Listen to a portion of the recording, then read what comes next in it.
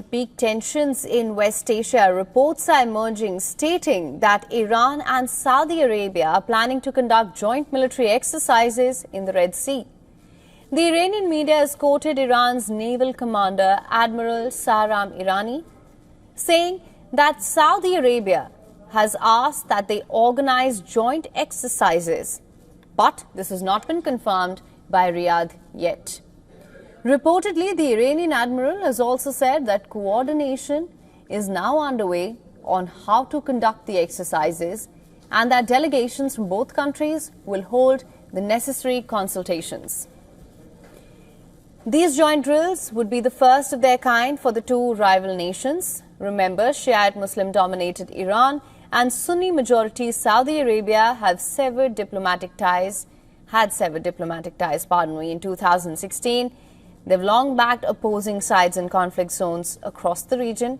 The severed ties lasted for years. They only resumed relations last year under a surprise China-brokered deal.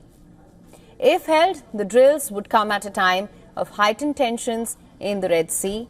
Since November, Yemen's Houthi rebels, they waged repeated attacks against ships in the Red Sea and the Gulf of Aden. The Houthis say the attacks are a show of solidarity with Palestinians in Gaza. The Iran-backed rebels have also been fighting a Saudi-led coalition since 2015, months after they forced the Yemeni government from capital Sana'a to Aden. Saudi Arabia, which backs the government, has meanwhile engaged in a delicate balancing act as it attempts to deter involvement in the conflict.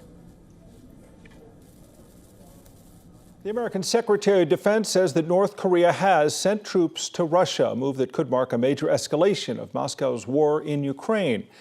American Defense Secretary Lloyd Austin said this could be a serious issue. South Korean officials say 3,000 North Korean troops were sent, and 10,000 are promised to be deployed there by December.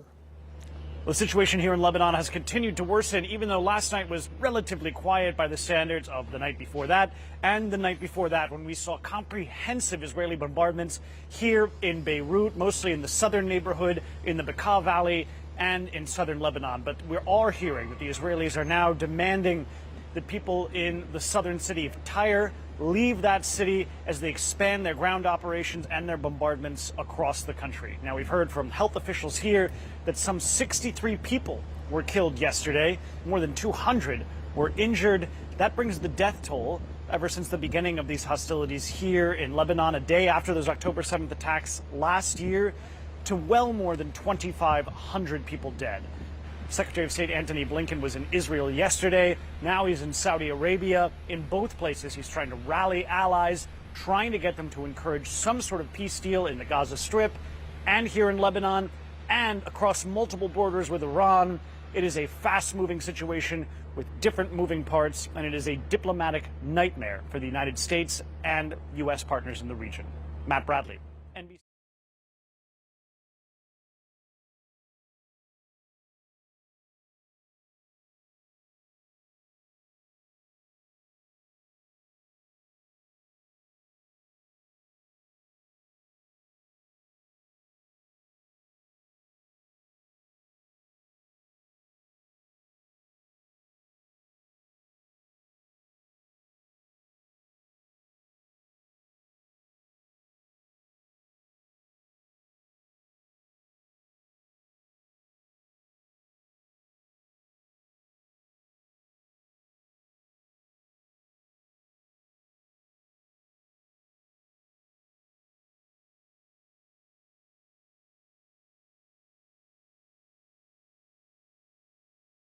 And we have breaking news out of Turkey. A Turkish official says 2 terrorists were killed during a terror attack targeting the Turkish aerospace industry facilities.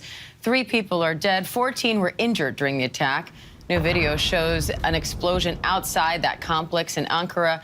ABC News foreign correspondent Marcus Moore is tracking that story for us from London. Marcus, what so far? Well, hey, Diane, yeah, we're still getting new information about what has happened here, but we now have some sense of really the scale of what has happened. 3 people killed and as many as 14 injured. But as you know, Diane, those numbers could change as we learn more about what has happened here. And we're seeing these images. I want you to listen and watch this cell phone video that captured the explosion and the shooting that followed. Take a listen.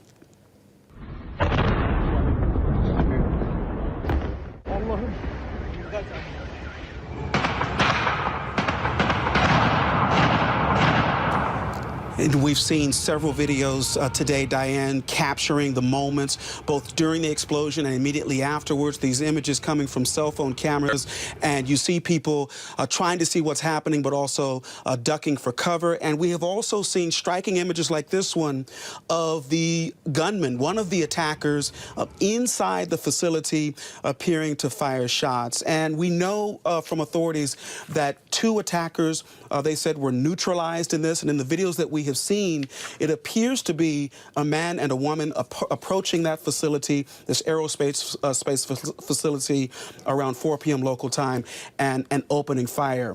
The Interior Ministry is saying that this is a terror attack, but so far offering no details about a potential motive.